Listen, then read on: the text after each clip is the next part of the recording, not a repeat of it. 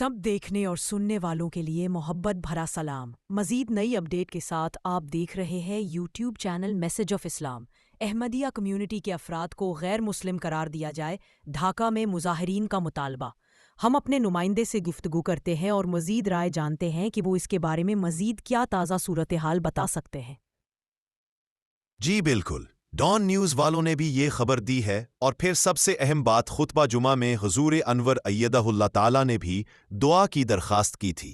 ایک video clip بھی دکھائیں گے۔ بنگلہ دیش کے دارالحکومت ڈھاکہ میں 15 نومبر بروز ہفتہ ہزاروں مظاہرین جمع ہوئے اور جماعت احمدیہ سے تعلق رکھنے والی کمیونٹی کے افراد کو غیر مسلم یا کافر قرار دینے کا مطالبہ کیا۔ اس احتجاجی ریلی کو ملک میں آئندہ عام انتخابات سے قبل سخت گیر حلقوں کی طاقت کے ایک مظاہرے کے طور پر دیکھا جا رہا ہے۔ پاکستان کی طرح مسلم اکثریتی ملک بنگلہ دیش میں بھی طویل عرصے سے احمدی برادری پر ظلم و ستم کیا جاتا رہا ہے۔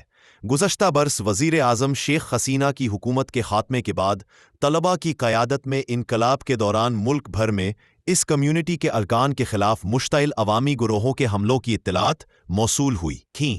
اس کے بعد سخت گیر اسلام پسند گروہ دوبارہ سامنے آئے، جن کا مقصد آئندہ سال فروری میں ہونے والے عام انتخابات میں سیاسی فائدہ حاصل کرنا ہے۔ اس ریلی میں بھارت، پاکستان، سعودی عرب اور مصر کی اسلامی مذہبی شخصیات بھی شامل تھیں۔ بعض مظاہرین نے ٹی شرٹیں پہنی ہوئی تھیں جن پر تحریر تھا، احمدیہ جماعت کو کافر قرار دیا جائے۔ ایک بینر پر ان کے خلاف فوری قانون سازی کا مطالبہ بھی کیا گیا تھا۔ سخت گیر علماء احمدی برادری کو غیر مسلم قرار دیتے ہیں اور پیغمبر اسلام کے بعد کسی پیغمبر کو تسلیم کرنے کے عقیدے کو توہین مذہب کہتے ہیں۔ مظاہرین میں شامل ایک شخص محمد مامون شیخ نے AFP کو بتایا، احمدی کمیونٹی ہمارے نظریے سے مکمل طور پر مختلف ہے، اس لیے وہ ہم میں سے نہیں ہے۔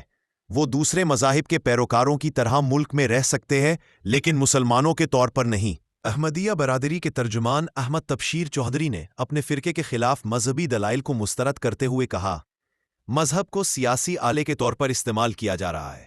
احمدیہ برادری بنگلہ دیش کی آبادی کے 1% سے بھی کم حصہ ہے۔ چودھری نے مزید کہا کہ خوف کے باوجود یہ برادری اپنے عقیدے سے دستبردار نہیں ہوگی، ہم نہیں جھکیں گے۔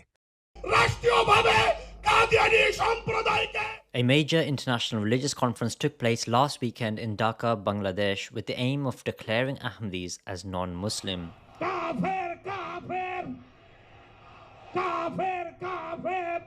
Organized by the Khatm-e-Nabuwat, or the Finality of Prophethood extremist group, a year-long campaign was announced to force the government to declare Ahmadis as officially non-Muslim. بنگلہ دیش کے بارے میں میں نے پہلے بھی کہا تھا دعا کے لیے، وہاں مولوی طبقہ جو ہے، احمدیت مخالف طبقہ جو ہے، وہ کافی شور مچا رہا ہے۔ کل ان کا ایک جلسہ بھی ہے شاید، تو ان کے لیے خاص طور پہ دعا کریں، اللہ تعالیٰ ہر احمدی کو محفوظ رکھے، ان کی شر سے بچائے۔ The Ahmadiyya Muslim community subscribes to all of the fundamental tenets of Islam and believes that the awaited Messiah and Imam Mahdi has come. This belief has drawn the ire of radical Muslim clerics who claim that such a belief is antithetical to Islam, despite providing no scriptural basis for such animosity. We, the Ahmadis, are Muslims. We believe in the kalama la ilaha illallah Muhammad Rasulullah.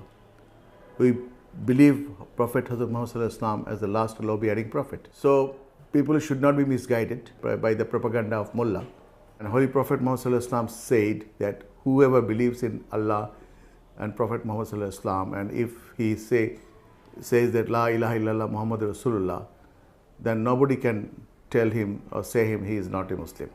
اور assembly سے اس case کو جیت کر قادیانیوں کو غیر مسلم اقلیت قرار دیا جائے گا۔ So-called Muslim scholars from Bangladesh, Pakistan, India, Saudi Arabia and Egypt attended the conference. That included Fazlur Rahman, who is a member of Pakistan's National Assembly, and Musab Nabil Ibrahim from Egypt's Al-Azhar University. It's the first time the event is being held on such an international scale in Bangladesh. The campaign to denounce Ahmadis as non-Muslim will include pressuring district commissioners, collecting signatures from religious clerics and holding local Khatm-e-Nubuwwat conferences across Bangladesh. Pakistan is the only country in the world to have officially declared Ahmadis as non-Muslim in its constitution. The founder of Pakistan, Muhammad Ali Jinnah, famously declared that Pakistan would be a country with complete religious freedoms. Yet, only decades later, radical mullahs defied this founding principle and set the country on course towards religious intolerance, bigotry, and hatred. Unfortunately, if such demand is fulfilled, then Bangladesh will also face the same consequences of Pakistan. While Islam has always championed freedom of thought and expression, extremist clerics of today are trying to play God in determining who is and is not a Muslim. اسی طرح بنگلہ دیش کے احمدیوں کے لیے بھی دعا کریں. وہاں بھی مخالفین کے بڑے بد ارادے لگتے ہیں. اللہ تعالیٰ وہاں بھی ہر احمدی کو محفوظ رکھے.